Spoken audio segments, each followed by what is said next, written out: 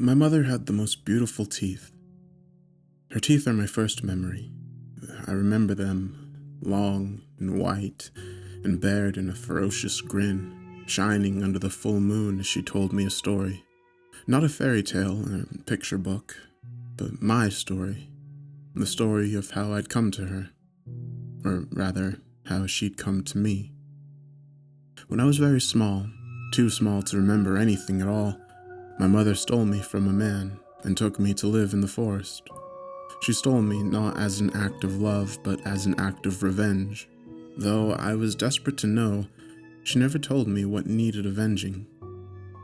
One night, I finally asked, "Why won't you tell me?"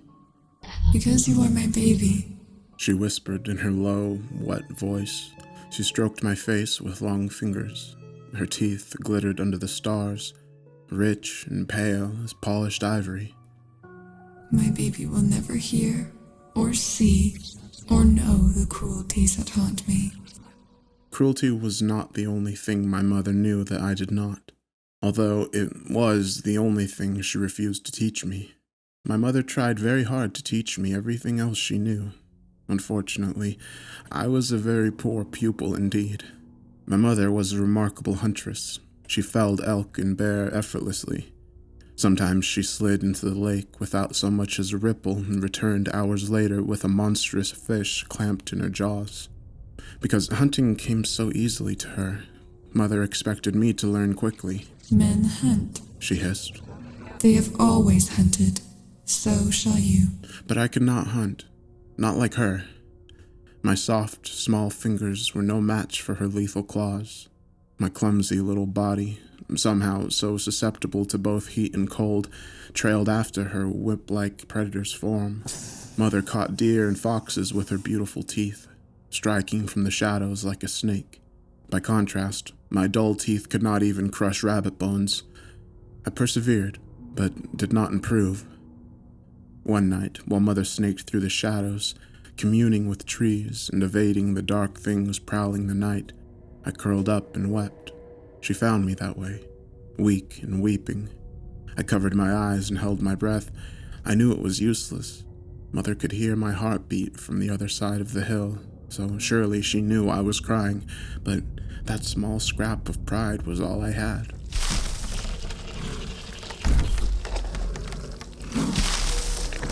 Mother stood there for a long while.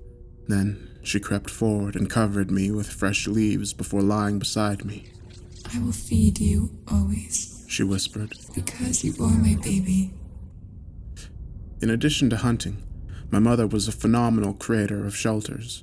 Sometimes she lived within the earth, snaking through loam and tree roots, like treasure-hoarding dragons of old. Sometimes she lived in the trees. Many nights I watched in awe as her bones elongated and tore through her rough skin, stretching upward to twist among the branches like an ancient spider god. I would wait patiently, sometimes for hours, as Mother communed with the spirits buried in the roots. Sometimes she lived in the shadows, creeping through the darkness to flush out food and threat alike. So, Mother tried to teach me to dig burrows, but I could not dig like her. I was too small and too soft and far too frightened of bugs and moles that tunneled through the earth.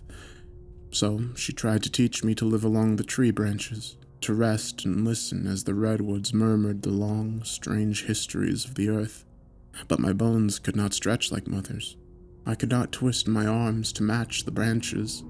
My skin could not interlock with the tree bark, and my blood was too sluggish to melt into the sap. So Mother tried to teach me to live in the shadows. But the darkness terrified me. Every night I hid and wept, imagining the legs of centipedes crawling along my skin. All the night creatures reveled in my fear. Owls swooped down to taunt me, and bats torpedoed toward me, giggling in their shrill, squeaking voices until Mother slapped them out of the sky. Finally, Mother realized the futility of these lessons, so she dug a deep burrow just for me. She lined it with leaves and slurped the worms and roaches from the walls. When she finished, I burst into tears. "Why do you weep?" she rasped. "Because you do everything for me." I knew the laws of forest creatures and their young that were weak were killed in the nest. young that could not learn to fend for themselves were abandoned to die. I was weak and soft and coated in terrible, ugly scars. Why do you do everything for me? Mother snaked forward, long, large hands sinking into the earth. She curled around me and pulled me close. Because you are my baby. Mother did not always live in the burrow with me. She roamed the mountains. She burrowed with moles, slithered with snakes, and grazed with elk, hunted with wolves, and stood with trees. When I was very small, I thought she ate the forest. But it was not that simple. She protected it, and in return, it sustained her. My heart, She told me one rainy night. is the forest, so this is how it must be. As I grew older, I developed rudimentary survival skills. I shied away from hunting big game, elk and deer, bears and boar, because I did not protect the forest. I gave it nothing, I only took.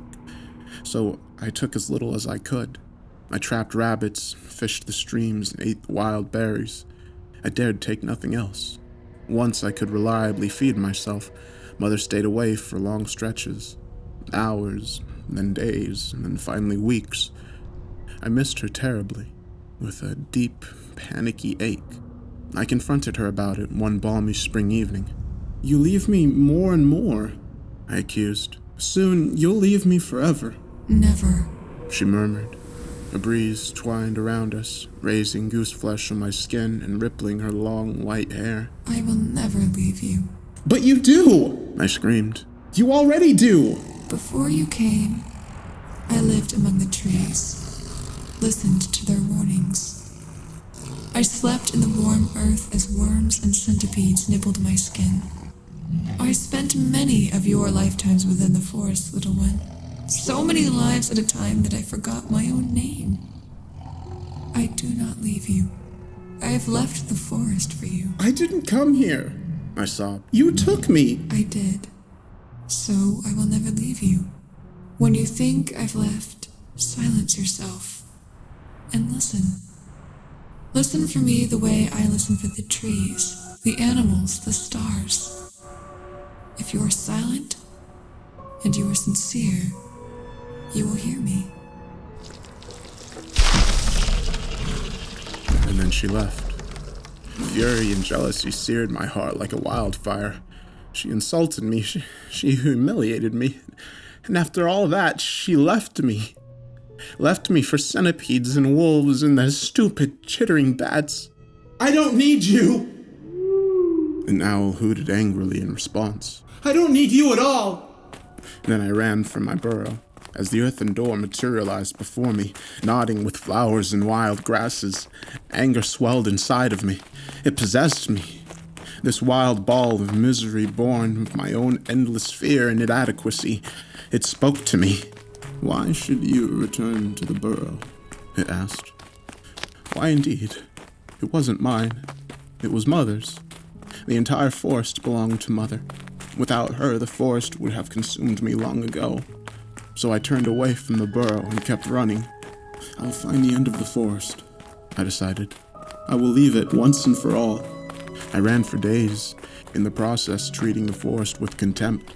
I stripped the trees of their leaves to make nightly beds. I threw rocks at birds and rabbits. I uprooted bushes and stripped entire groves of their berries, eating until I threw up from sheer excess. And then I ate again. Not out of hunger, not out of any need, but out of malice. And one day, long after spring faded into summer, in a verdant explosion of heat and greenery, I heard voices. I froze immediately. The only voice I knew was Mother's. Wet and low and earthy, rib-shaking whisper. These voices were nothing like Mother's. They were high and somehow infantile, with strange, shrill notes. These voices were like mine. Trembling, I dropped low and crept through the underbrush. Sun-warmed leaves brushed against my face, smooth but painfully crisp. The sun was taking its toll on them. I snaked over the ground, pretending I was Mother, slipping through the forest like an invisible snake. I reached a break in the trees and peered through. In a small clearing were 4 creatures. They had pale skin and wore heavy clothing that looked suffocating. Their hands were small and soft, their faces were smooth and baby-like, somehow half-formed, wide-eyed and rounded, with soft noses and plump flesh. I touched my face, flat and smooth, and looked down at myself, mud-streaked, deeply tanned, and marked with a hideous mass of scars, but still soft, hairless, small, weak. There was no mistaking it. These things in the woods, these overdressed, half-formed beings with small teeth, no claws, and overlarge eyes, were like me. They were men. I stood up, propelled by panicking excitement, and strode forward. All at once they froze. What the hell? One whispered. He lifted something in his arms and pointed it at me. It was long and strange to me. Inorganic, not alive, with a wooden handle and a gleaming tube. Just then, I realized something. The forest was silent. A few birds chirped and sang. A few bugs emitted their persistent drones. But the vast majority, birds, insects, trees, were silent. No rabbits, no deer, certainly no bears.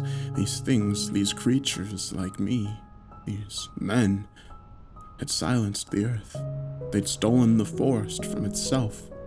We stared at each other for a long time as the ever-growing summer heat filled the clearing like an invisible pool. Mother? I whispered. Mother, please help me. She did not, so I turned and ran. The men immediately pursued. I could hear them yelling, crushing the undergrowth, stamping on blossoms and bugs, snapping branches as they ran. The forest's deathly silence was worse than any cry. There it is! One of them screamed. A second later, the forest exploded. A deafening boom shook the trees and ate through the air as pain erupted on my shoulder. I didn't dare stop or look. I pressed on, running and crying as the men came after me. The forest seemed to punish me for my earlier cruelty. Brambles scratched my legs, and steps cut my feet. Branches swiped at my face, leaving deep, stinging runnels. I thanked the forest for its kindness. I thanked it for punishing me, rather than stopping me. The men gasped and wailed amongst themselves. What the hell is it? I don't know. Is it a kid? Look at its face. Look at its fucking face. That isn't a kid.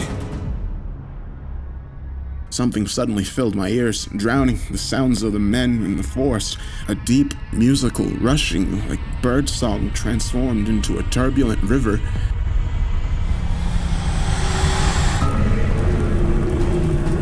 And then Mother came, erupting from the trees like a great beast of old. But that's what she was. A great beast. Surely a daemon of the ancient world. She pounced upon them. She clamped one between her claws, squeezing until his head separated and went rolling across the ground. One by one, Mother caught and tore them, shredding them the way she shredded leaves for my bedding. Blood streaked the forest, turning the dirt to mud and dripping from the trees like sluggish rain. Mother dug her claws into the skull of the last survivor and cracked it open like a fruit. Blood and gray brain glistened in the sunlight. The man screamed and screamed and screamed. Mother leaned down and extended her tongue. It curled outward, pale and orange gold like sunrise on a cold, clear morning, and delicately slipped his brains, curl by curl, like so many worms from my burrow walls.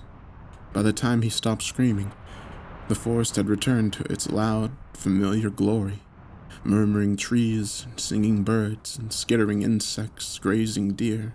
I smiled and ran to Mother. She reared up and screamed. See what you've done? Terror paralyzed me. I looked helplessly at her blazing eyes, contorted face, runneled with earth and wild flowers, sun-bleached bone and pale, spongy rot. My mother, my beautiful daemon mother who claimed me out of revenge and raised me out of obligation, staring at me like I was a man. When you stone a bird, my heart stops. When you break a branch, my bones snap. When you selfishly strip the shrubs of their fruit, of their very birthright, my skin blisters. When you hurt the forest, She roared. my heart bleeds. I fell to my knees and hid my face. Mother rushed forward on her many limbs and wrapped long fingers around my throat. She lifted me up, dangling me over the forest floor. I killed men for you. Now more will come. They will trample. They will cut. They will burn. They will kill. They will kill the bears and the cougars and the wolves, for they will blame the predators for what I've done to you. Do you see? Yes, Mother, I see.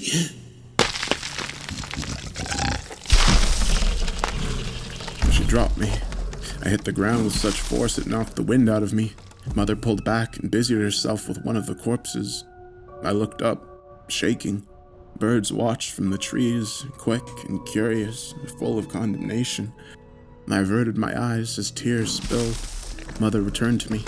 She extended an arm and opened her hand. Upon her large palm were 4 eyes and a large, glistening heart. I stared at them blankly, and then looked up at her. 4 eyes, 1 from each man, and the heart of the one that shot you. Eat, she said. My lips quivered. I couldn't tear my eyes away from the gore in my mother's hand. A heart and eyes, raw and plump, alive just minutes ago. Mother, I said, please. Are you of me, or are you of man? The forest became painfully silent. The animals, the trees, and the insects, all waiting with bated breath. I am of you, Mother. I plucked the first eye from her palm. It was round and curiously firm, with a sort of firm, watery texture. I associated it with rotten fruits. The pink, wormy optic nerve dangled. For a terrible moment, I thought I would vomit. Then I raised it to my lips and bit in. The eyes were awful. The heart was even worse. Thick and almost impossible to chew. Mother had to tear it for me, slicing it into manageable pieces with her beautiful teeth. When I finished, Mother picked me up, holding me tightly, streaked back to the burrow as night fell. That night I became ill. I shook and shivered and hallucinated for days. My mind bled with images of dangling eyes and glistening hearts and skulls cracked apart like pomegranates. Mother lay with me all the while, soothing me with ancient songs like bird songs turned to rivers, and cooling me with her damp, earthy breath. Finally, the fever broke. I sat up, gasping as the last vestiges of my nightmare drifted away. Mother sat across the burrow, hunched over tiredly. You are well. I am glad, for I must leave. I blinked tiredly. Why? Men. She said. But you killed them. There are more. They creep into the forest searching for their dead brethren. They are cutting the trees and crushing the flowers and killing the bears, my little one. If I don't stop them, they will even come for you. I have to stop them. My heart is the forest and so are you. I must protect both. A lump rose in my throat. Shame, like I'd never known, enveloped me. I'm so sorry. You are my baby. Babies must learn. By learning, they grow. Mother, am I truly of man? Mother closed her eyes. For a long time, she did not speak. She then drew a deep breath. I took you from a cruel man. Listen, I will tell you now of the cruelties I endured. I listened, enraptured and horrified as she spun her sorry tale. Mother was once a young, beautiful human woman. Surely not more beautiful than you are now, I objected. Listen, she said. Mother was alone in the world. She had no family or friends. She once had a family, but they harmed her greatly, so she ran away. She lived in the forest, in a small, ragged tent. She ate wild berries, fished the lake, and boiled water to drink. Laws are strange things. Though Mother hurt nothing and no one, she was breaking the law by living in the forest. She was found and caught and imprisoned, separated from the trees and the birds. Mother faded quickly. Though she was only jailed for a short while, it nearly killed her. The day she was released was the best day of her life, or so she thought. No sooner had Mother gathered her meager belongings and exited the jail than a guard came up beside her. Where are you headed to? He asked. I'll take you wherever you want to go. Mother was ecstatic. Take me back to the forest, she said. The guard obliged, driving her toward the woods. Except he stopped too soon. He stopped at a house. His house, it turned out. The guard was a terrible man. He trapped Mother.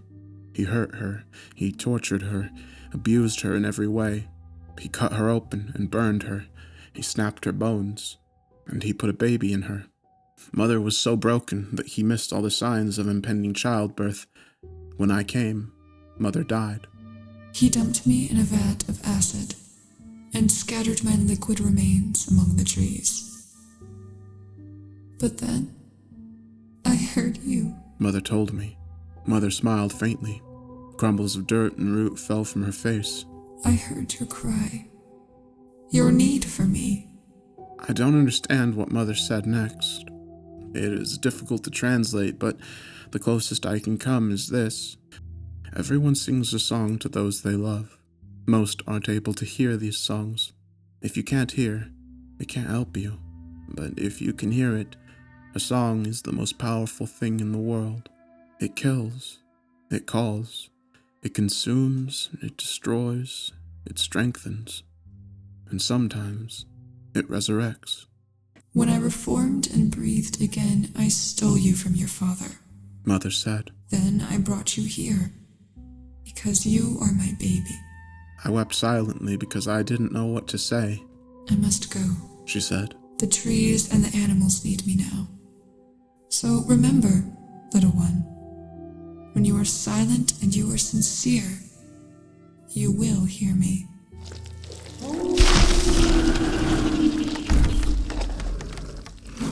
Then she whipped around like a wolf, a snake, and a hawk combined, and left. She did not return. At first I thought nothing of it. I had made a terrible mess. I had summoned men. I'd caused the forest to bleed. Mother had a great deal of work ahead of her. But summer slowly bled into fall, and still Mother did not return.